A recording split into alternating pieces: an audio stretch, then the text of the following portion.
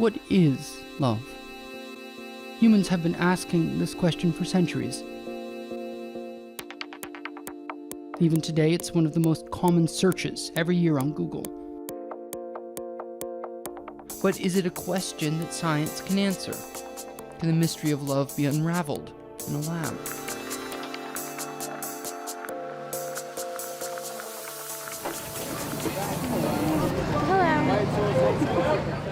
Emily Sukas has been hunting for love for 3.5 years in one of the most competitive dating markets in the world, New York City.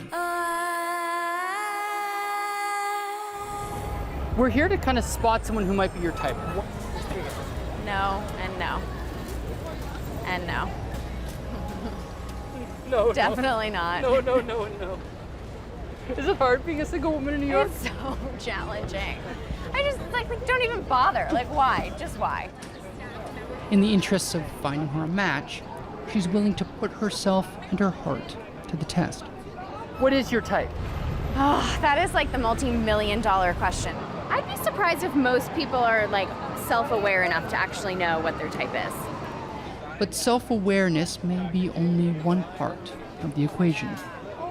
Modern advancements in science claim to be able to foresee who she's most likely to fall for, based on her genetic makeup. Could this be the missing link for Emily to find her perfect match? You might know what your type is, but also know what's not your type. And you still actively go to pursue what's not your type. Right. In this weird, crazy, messed up world of You want what you can't have. Yeah, exactly. Technology is also supposedly making love matches easier. Let's do it. What did you put as your description? I'm like the love child of Leslie Knope and Julia Child. I'll make you cookies and bust your balls. That's amazing. Okay. Pretty honest. Okay. Tinder is one of the most popular online dating sites in the world right now, recording 1.4 billion swipes daily. You indicate interest in potential love matches with a simple swipe. Right for yes, left for no. Justin. Nice back. They're just only nakedness. No, sorry. Leave something up to the imagination. Tomas, 38. I'm confused by you. Jonathan, I'm even more confused by you. Tinder is all about first impressions. David! Oh, look at you in front of all the hearts. Oh, you love life. Kind of feel like I would chew him up and spit him out. But this starts to frustrate Emily. After all, everyone knows that true love is more than skin deep. What am I trying to get as a reaction from someone else, from a total stranger who knows nothing about me except for this picture and 500 characters? And it just felt so unnatural to me. And it's like you had to figure out what the game was in order to know how to play it. But whether she likes it or not, it's a game her brain is designed to play. Michael, I'm gonna say no. No. How picky am I being, though? That's the question. Swipe right on him for sure. Okay. Scientists are offering a different set of rules to the game of love, asking us to change our perceptions by ignoring our hearts and listening to our brains.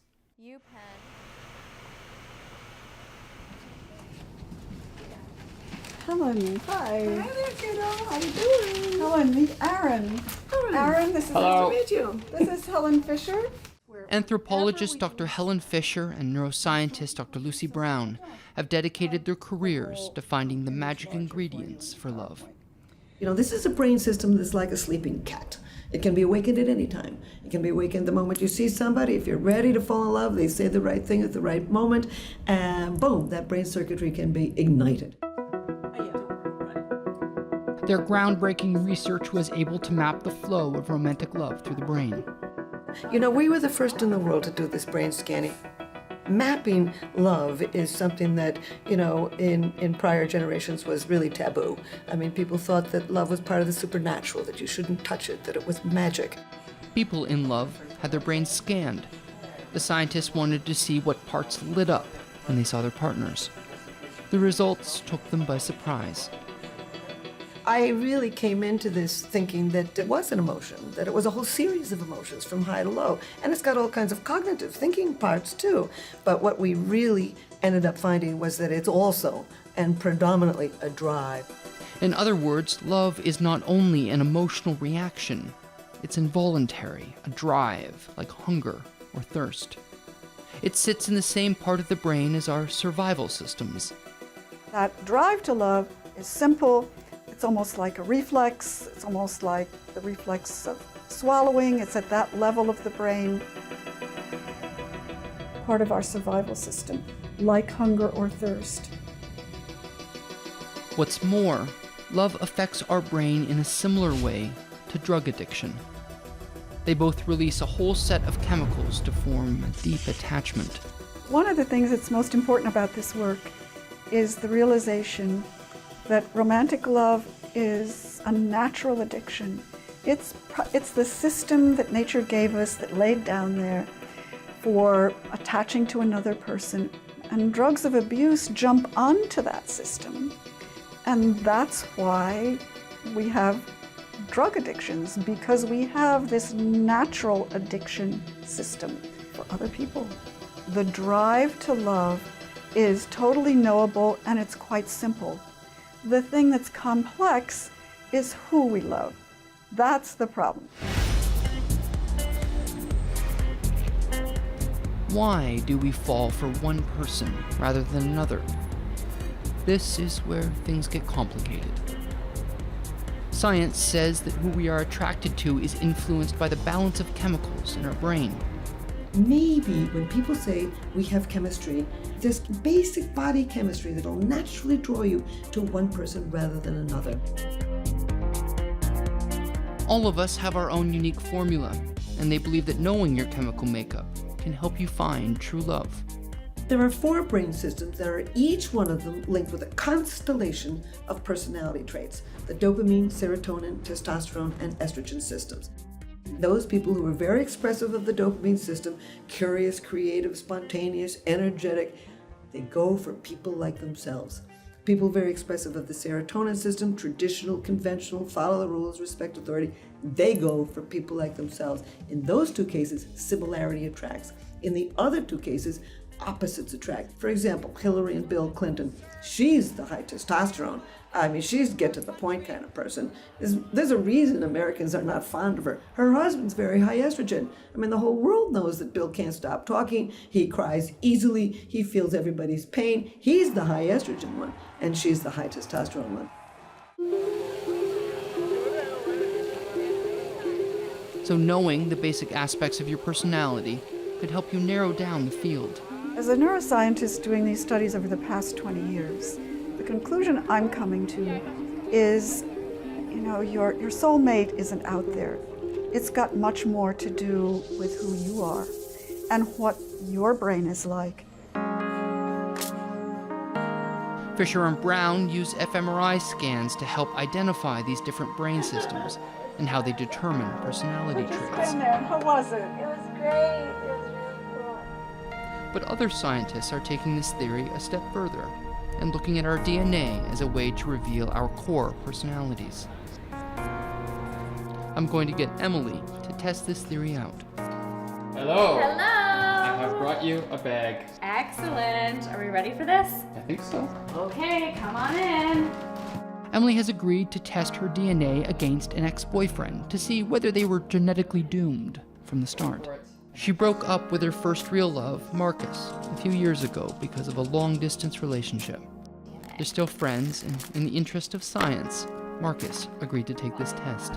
Okay, how much saliva do I need? It's very hard to reconcile this with anything remotely romantic. Can you imagine if you were just sort of I mean, listening? what's sexier than spitting into a tube? The test is an intimate assessment of her genetic capacity to love and what kind of person she's most compatible with. If anything, that just gives me more knowledge to understand what works for me and what doesn't, and how I can make sure that my future relationships are as healthy and happy and successful as possible. How do you want your test results to come back? Tell me Oh what. goodness. That I'm horribly incompatible with my ex-boyfriend? We'll send it off to the lab. I'm traveling to Toronto, where a lab is testing couples' DNA for how they're matched for love. As well as analyzing Emily and her ex, I've agreed to put my own relationship to the test. The timing is a little nerve-wracking. My fiancé Taylor and I are getting married in a week. The only thing I'm nervous about, I guess, is I hope that hope there's nothing crazy that shows up. What differences, if any, will the test show between a couple who has broken up and a couple who is about to commit to marriage? Hi, come on in. Hello! Scientists Ron Gonzalez and Sarah Seabrook have taken the love science theory and made it into a business called instant chemistry. Hundreds of couples have paid to test their genetic predisposition to love. So the results give you some insight about your genetic predispositions and gives you insight into your partner about their genetic predispositions. It gives you insight into how your relationship ticks, where there might be strong points and where there might be weak points that you can work on. These two believe that your DNA will let you know what strengths and weaknesses you may take into a relationship. First, they'll study emotional compatibility by looking at genes that can affect neurotransmitters, the chemical messages sent out by our brain. So we look at genes that can affect serotonin, dopamine, and oxytocin. And so neurotransmitters are just chemicals that can act in your brain, and they basically affect how our brain is functioning and how we respond to stimuli. For example, serotonin genes have a long and a short variation.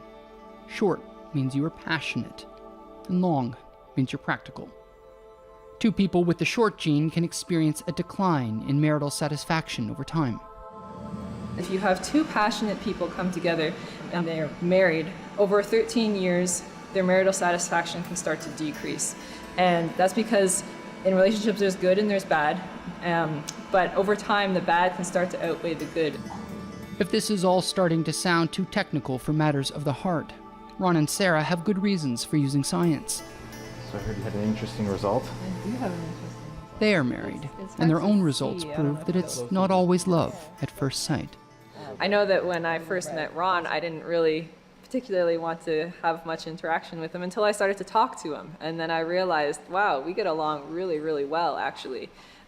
So I don't know if what I would have swiped if I'd seen his picture on Tinder only without ever actually interacting with him.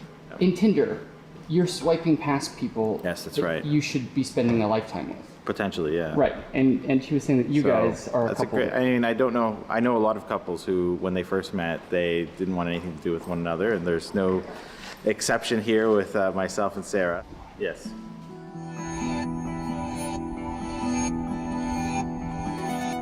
With the DNA tests underway, it's a waiting game for myself and my fiancé, and for Emily and her ex.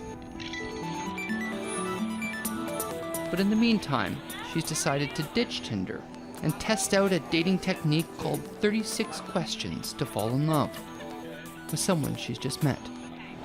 Lockie, given the choice of anyone in the world, what would you like to have as a dinner guest? Off the top of my head, I'm going to pick Noam Chomsky and sit over that. Before making a telephone call, do you ever rehearse what you're going to say?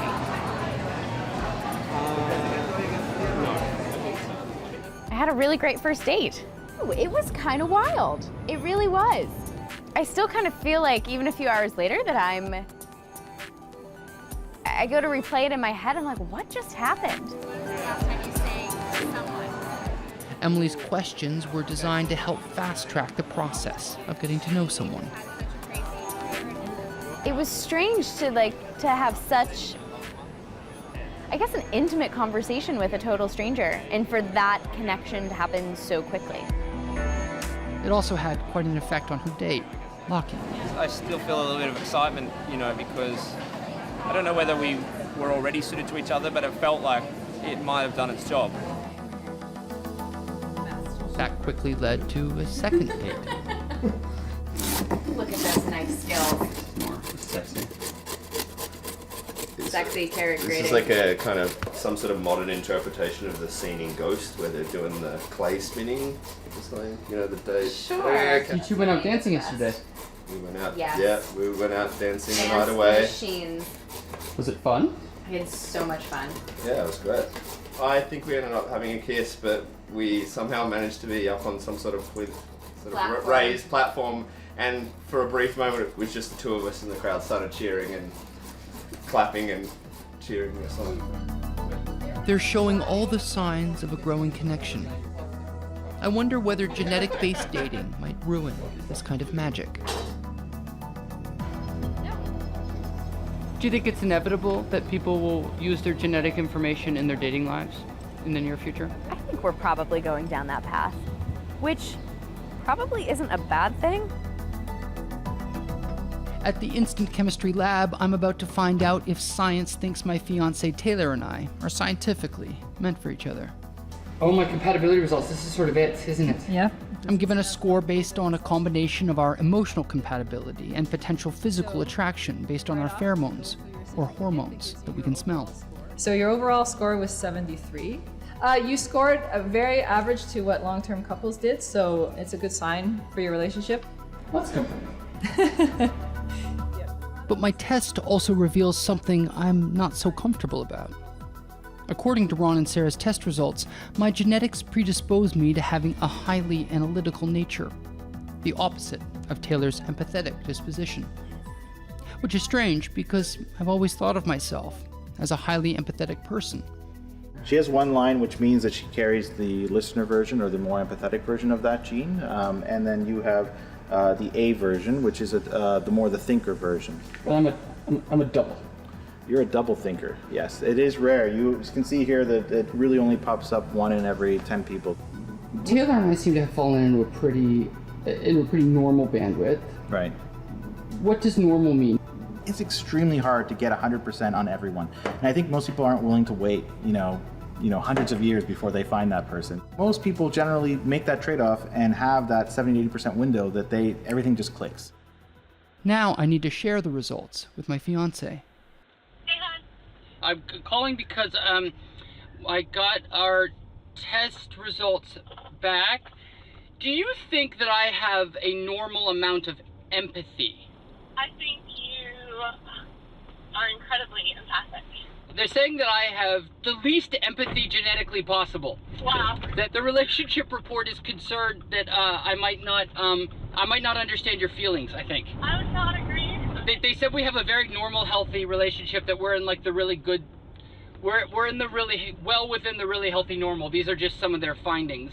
And the other one was, apparently I have to be concerned with your risk-taking behavior, or your tendency to risk-taking behavior. I told them we would still decide to get married, but obviously it'll be partly up to you. I say we should go ahead with it. I'll see you at the Isle next weekend. Okay, love you, bye. Love you, bye. I feel much better. It surprised me that almost all couples' results cluster within a very small range, around 70%. That includes Emily and her ex-boyfriend. Hello. Hello. How are you? Good. Come on in. Finally here. Finally here. I'm a little nervous. Don't be nervous. Well, knowledge is power. Yeah, it's fun though. I think you might end up being a little bit surprised. Yeah? Okay. Here we go. Emily's love manual. Right. Let's see if I can follow it. Okay, my compatibility results. We're scientifically determined to have a compatibility score of 71%. You know that's not far off Taylor's and mine. Really? Yep. This is a C score. Wow, this makes a lot of sense. We both carry the A version of the oxytocin receptor. As a couple, we may both sometimes feel that though your partner doesn't understand you or doesn't care about you. This is likely not the case, and communicating your emotions in a more direct manner can help mitigate those feelings. Yeah, I definitely am very challenged in communicating my emotions. Emily and her ex-boyfriend scored highly on physical attraction, but lower than average in emotional compatibility. Do you feel like the science in there confirmed or disconfirmed the reasons for your breakup? I think it confirmed. Yeah. Everything I read in there seemed quite spot on to describe myself and to describe Marcus. And that's crazy. I literally spat into a cup, and then somehow they knew my entire relationship, makeup, and fabric. Emily put her heart into the hands of science. It gave her answers about her past, but she does remain skeptical. She's learned that there's much more to love than lust and fantasy. Each relationship that you have, your definition of love changes, so you can't really rely on love, that's not anything that has a ground to stand on. Everyone defines that differently. But if you can shift towards the science part of things and think about compatibility, which does have a grounds and does have a way in which to measure it, I think you start to have tools in your toolbox to find more successful relationships. Unfortunately, things didn't work out with Lockie. They had a few dates, but they decided to remain friends. How's it going? She's still looking for love in New York, like millions of others.